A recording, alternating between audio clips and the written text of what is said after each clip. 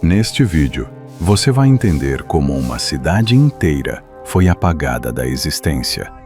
Não por guerra, não por desastre natural, mas por julgamento direto do céu.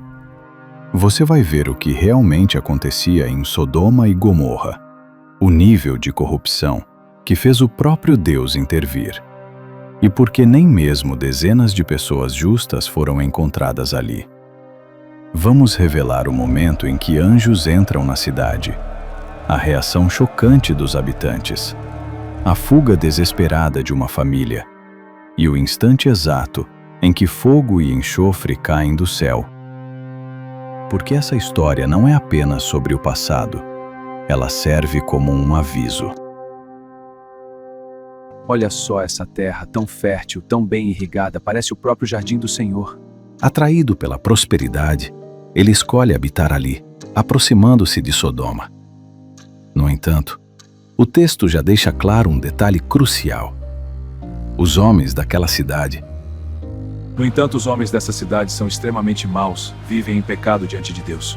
Com o tempo, a situação se agrava a tal ponto que o próprio Senhor declara que o clamor contra Sodoma e Gomorra havia se tornado grande e que o pecado deles era extremamente grave.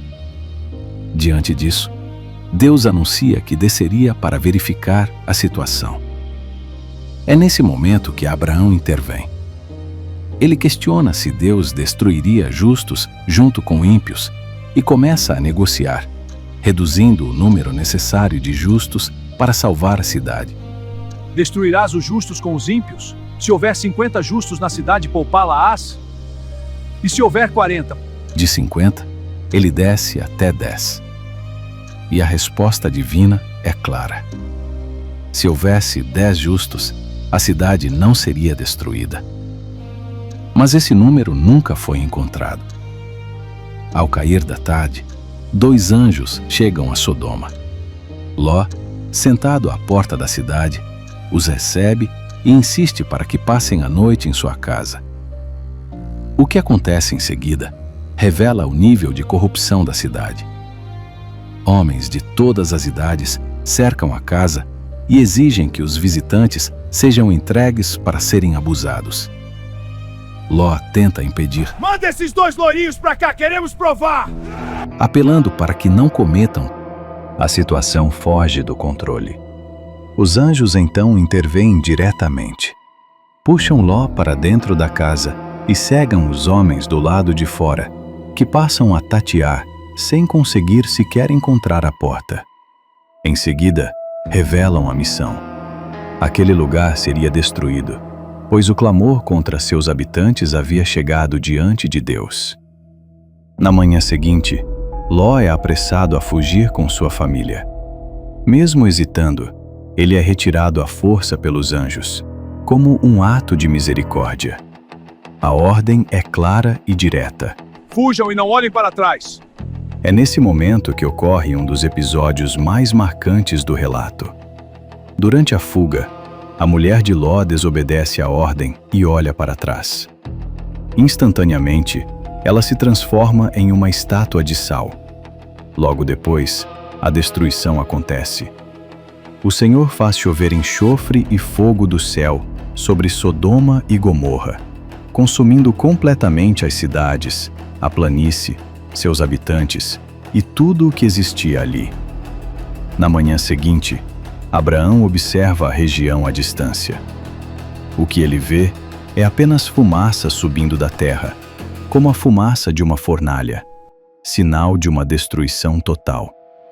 Mais tarde, o próprio texto bíblico acrescenta uma explicação importante sobre os pecados daquela cidade.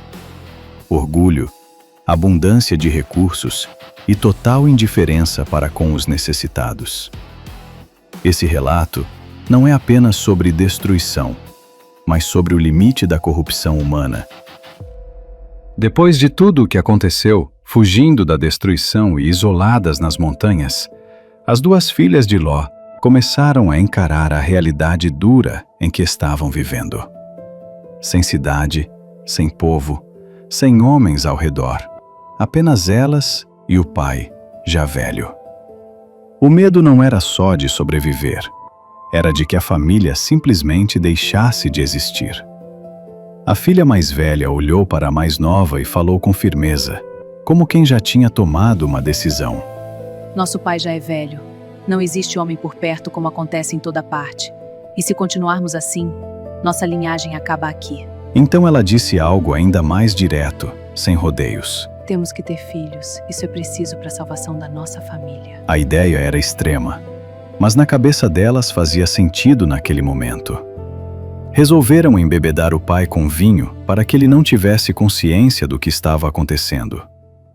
Naquela mesma noite, deram vinho a Ló até ele perder a noção, e a mais velha entrou e se deitou com ele. Ele não percebeu nada, nem quando ela se deitou, nem quando saiu. No dia seguinte, sem demonstrar arrependimento, a mais velha falou novamente com a irmã. Eu já fiz isso na noite passada. Agora é a sua vez. Repetiram o plano. Deram vinho ao pai mais uma vez, até ele ficar completamente alterado. E então, a mais nova entrou e também se deitou com ele. De novo, ele não percebeu nada do que aconteceu. Com o tempo, ficou claro o resultado daquelas decisões. As duas engravidaram do próprio pai. A mais velha teve um filho e deu a ele o nome de Moabe, que mais tarde seria o ancestral dos moabitas. A mais nova também teve um filho, chamado Ben-Ami, que se tornaria o ancestral dos amonitas.